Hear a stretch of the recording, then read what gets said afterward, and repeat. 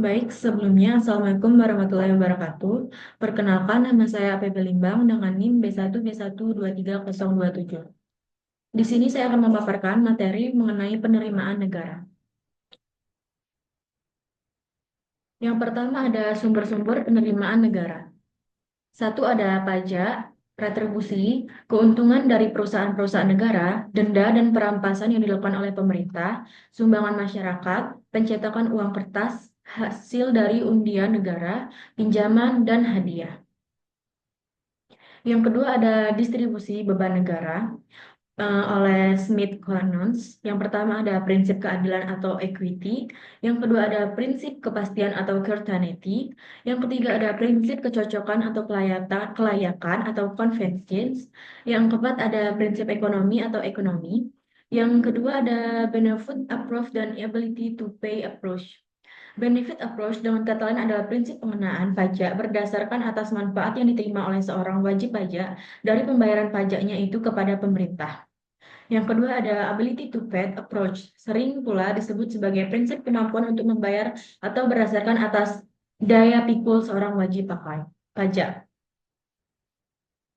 Yang ketiga ada konsep equal sacrifice. Digolongkan menjadi tiga macam, yaitu satu ada kesamaan pengorbanan secara absolut atau equal absolute service. Yang kedua ada kesamaan pengorbanan secara proporsional atau equal professional service. Yang terakhir ada kesamaan pengorbanan secara marginal atau equal marginal service. Yang ketiga ada sistem perpajakan dan politik pajak.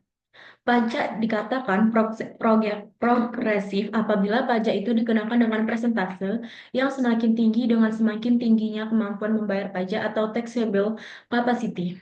Pajak dikatakan proporsional apabila pajak itu dikenakan dengan presentasi yang sebanding dengan perkembangan penghasilan setara setelah dikurangi dengan kebutuhan-kebutuhan esensial. Pajak dikatakan regresif apabila pajak dikenakan dengan perkembangan yang kurang sebanding dengan perkembangan taxable capacity, atau dengan pertambahan taxable capacity persentase pajak yang harus dibayar menjadi semakin kecil. 4. Penggeseran beban pajak.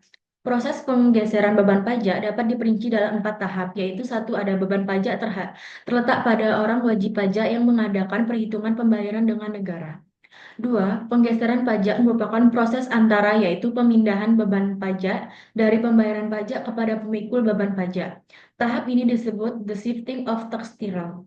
Tiga, timbulnya beban moneter yang terakhir setelah penggeseran dan beban pajak tidak akan digeserkan lagi. Empat, adanya konsekuensi ekonomis dengan adanya insiden if tax shocker yang disebut dengan effect of taxation. Baik, itu tadi hasil presentasi yang dapat saya paparkan. Saya akhiri, wassalamualaikum warahmatullahi wabarakatuh.